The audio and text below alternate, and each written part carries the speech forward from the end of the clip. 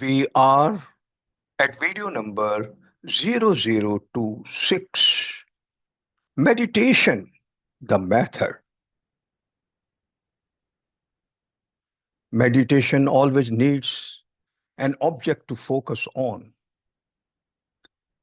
This focus can take many forms: a divine symbol, the image of a holy person, or something in nature that inspires peace and respect,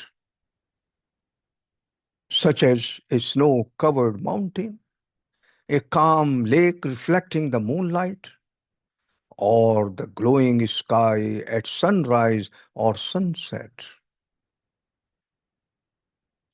Sometimes the focus may be sacred sounds or syllables called mantras. These may be repeated aloud, whispered silently with moving lips, or repeated only in the mind with deep contemplation on their meaning.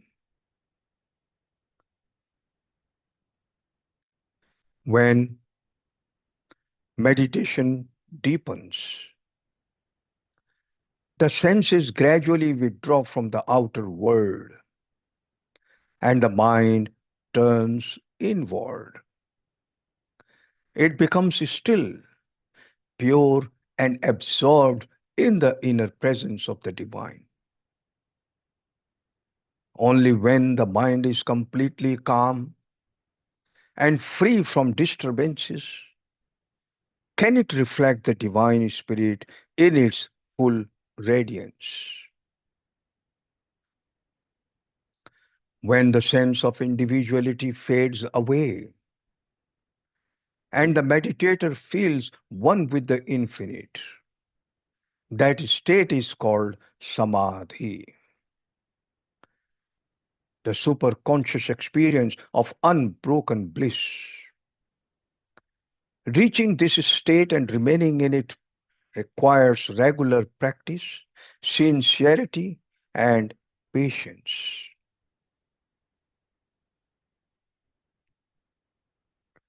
The student is asking a question. You often speak about meditation as the key to peace and divine realization, but I find my mind restless and unfocused. How should I begin? What does true meditation mean? The Guru replies, meditation is the art of returning home, home to your own self. The mind is like a lake constantly stirred by winds of desire, fear, and endless thoughts. When these winds settle, the waters become still. And in that stillness, the light of the divine is perfectly reflected. The Bhagavad Gītā calls this Dhyan Yoga, the yoga of meditation. Lord Krishna says to Arjuna, when the mind restrained by practice rests in the self alone, free from all cravings, then one is said to be established in yoga. Bhagavad Gītā, chapter number 6, verse number 18.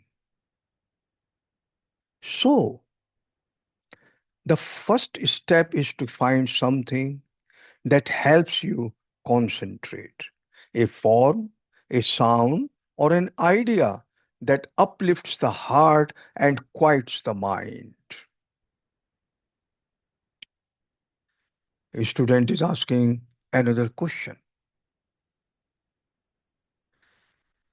What can we choose as the object of focus?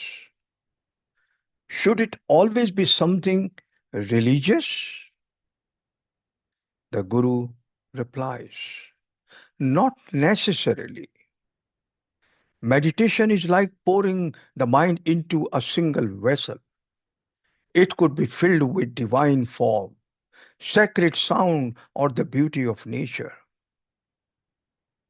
Some contemplate the image of their chosen deity, Krishna, Shiv, Christ, or the Divine Mother. Others focus on a sacred symbol like the Om, the cross, or the flame of consciousness. Still, others meditate upon nature, the stillness of a mountain, the calmness of a lake under moonlight, or the vastness of a starlit sky. Whatever awakens peace and reverence in you can become your gateway to the infinite. Whatever awakens peace and reverence in you can become your gateway to the infinite. The outer form is only a bridge to the formless truth within.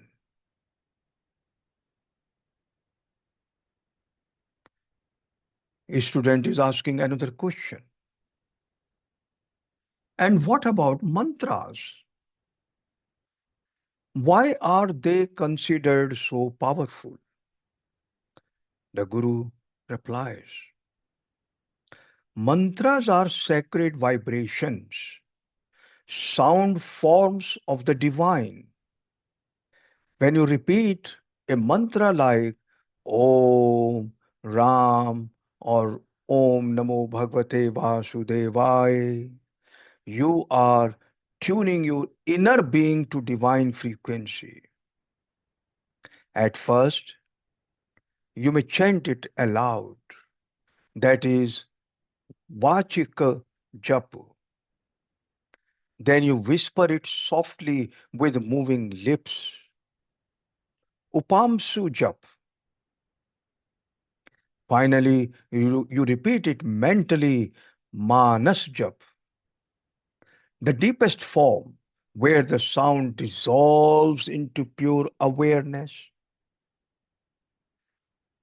As Lord Krishna said, among sacrifices, I am the silent repetition of sacred names.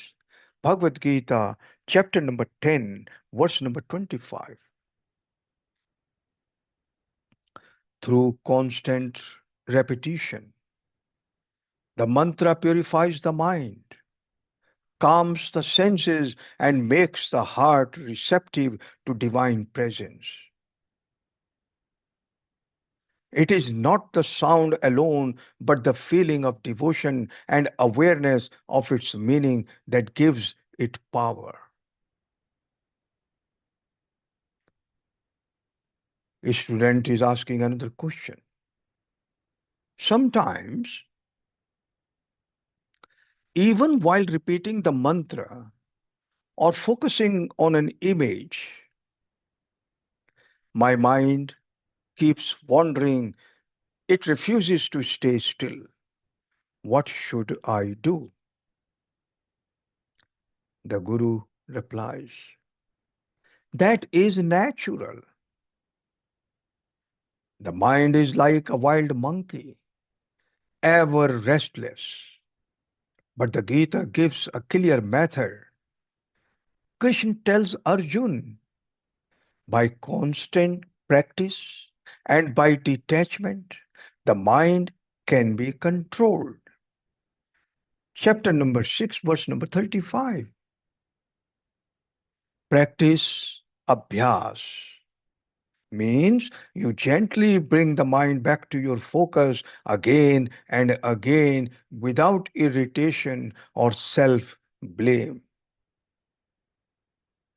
Detachment, vairagya, means you stop feeding the mind with unnecessary desires and distractions. Every time you return to your practice, you are strengthening the muscles of concentration. Slowly, the monkey becomes tame and peace begins to dawn like the morning light after a long night. A student is asking another question. When the mind becomes peaceful, what happens next? How does one experience the divine? The Guru replies, when the senses withdraw from the outer world, the mind turns inward like a turtle drawing its limbs into its shell. In that inward stillness, your awareness begins to touch something vast, silent, and luminous, your own higher self. The Gita beautifully describes this. When the lamp of the mind does not flicker in a windless place, that is the symbol of a yogi whose mind is united with the divine through meditation. Chapter number 6, verse number 19. When the lamp of the mind does not flicker in a windless place, that is the symbol of a yogi whose mind is united with the divine through meditation. At first, there are moments of calm and glimpses of inner joy. Then gradually the separateness between I and the divine dissolves. You no longer feel I am meditating on God, but rather I am being meditated by God.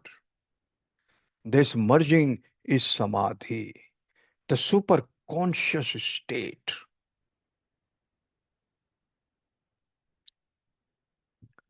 The student is asking another question. Is samadhi the final goal? What does it feel like? The Guru replies, yes, it is both the goal and the fulfillment. In samadhi, the wave realizes it is the ocean. The meditator, the act of meditation, and the object of meditation all melt into one pure awareness. It is an experience of unbroken bliss, Anand, not a joy that depends on any outer object, but an eternal serenity. Lord Krishna calls this the joy beyond the senses, grasped by the understanding, unshakable by any sorrow. Bhagavad Gītā, chapter number 6, verses 21 and 22. But remember, reaching and remaining in this state requires constant effort and grace. The Gita reminds us perfection in yoga is attested by perseverance. Chapter number 6, verse number 23. So, patience, discipline, and devotion must walk hand in hand. The student is asking another question. How can an ordinary person like me, living in the world, practice such deep meditation? I have duties, responsibilities, and countless distractions. The Guru replies, meditation is not only for those in caves or monasteries. Meditation is not only for those in caves or monasteries. Krishna taught Arjun on a battlefield, not in a forest. You must begin where you are. Set aside a little time each day. Even 10 minutes of silent sitting can purify your heart. Offer your daily actions to the divine and let meditation be your inner anchor amidst life's storms. When you eat, eat with awareness. When you work, do it as service. When you rest, remember the divine within. Slowly, meditation will not remain a separate activity. It will become the fragrance of your entire life.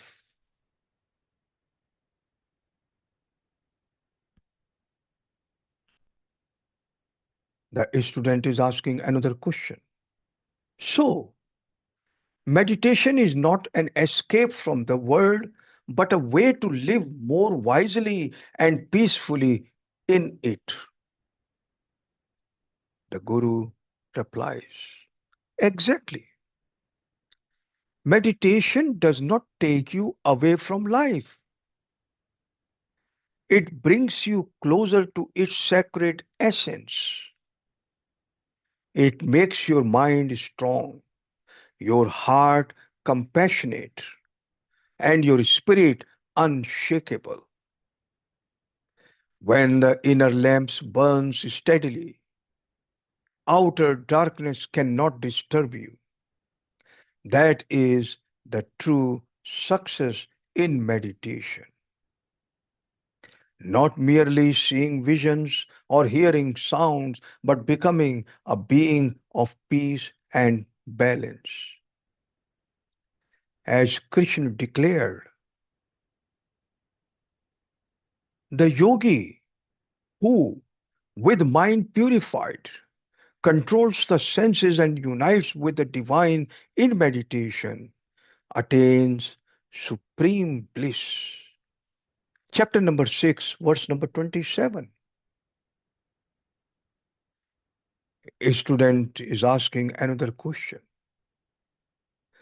Please give me one final message to carry in my heart as I begin this journey.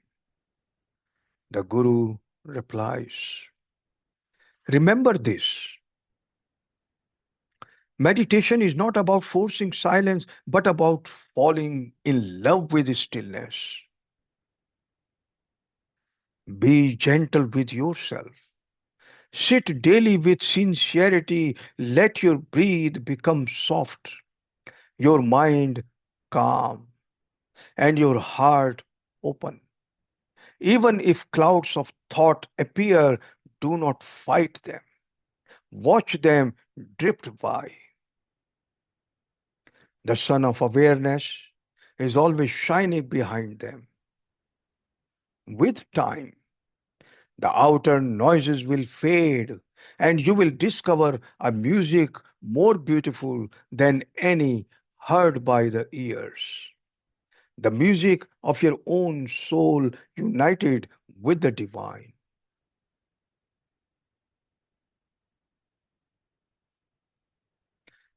Now we come to the final reflection for you. Meditation, as revealed in the Bhagavad Gītā, is not a ritual but a journey from motion to stillness, from confusion to clarity, from individuality to universality. It is the transformation of the mind into a mirror that reflects God. Practice sincerely, patiently, and joyfully, for the destination is already within you. Hari Om.